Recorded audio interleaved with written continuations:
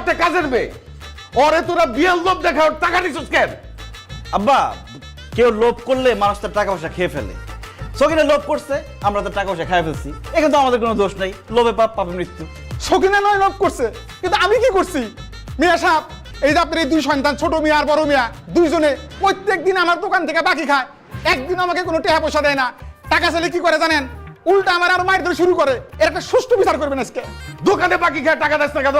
মিয়া সাহেব, এই ছোট মিয়ার বড় মিয়া কিছুদিন আগে আমার রিক্সা ওইটা রামপুরে থেকে মগবাজার গেছে, কিন্তু রিক্সা ভাড়া দেয় নাই। আপনি এটার বিচার করেন। কি ব্যাপার? রিক্সায় চড়বি, রিক্সা ভাড়া দিবি না? আব্বা, আপনি যে হাত খরচের টাকা দেন, সেই টাকা দিয়ে তো চা বিড়ি খরচই হয় না, চা বিস্কুটের খরচই হয় না। সেখানে আবার রিক্সা ভাড়া দিব কোত্থেকে? আপনি এখন থেকে হাত খরচের টাকাটা বাড়াই দিবেন, তাহলে রিক্সা ভাড়াও দিতে পারবো।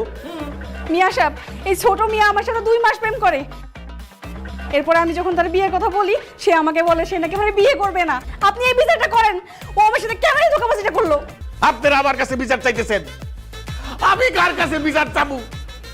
এই দুই পোলার যন্ত্রণায় আমি তো পাগল হয়ে যাইতেছি। এদের দুষ্টামি বন্ধ করার জন্য একবার আমি হোস্টেলে নিয়ে যাইতেছিলাম। তারা কি করছে? হোস্টেলের একটা রুমের মধ্যে আমার বন্ধ করে বাইরে দিয়ে তালা দিয়ে দিছে। উল্টা আমি 2 দিন হোস্টেলের মধ্যে বন্ধ ছিলাম। ঠিক আছে, খুব ভালো কাজ করছি। হোস্টেলে থাকার মজা কি সেটা ভালো করে বুঝছো তো? এই চুপ!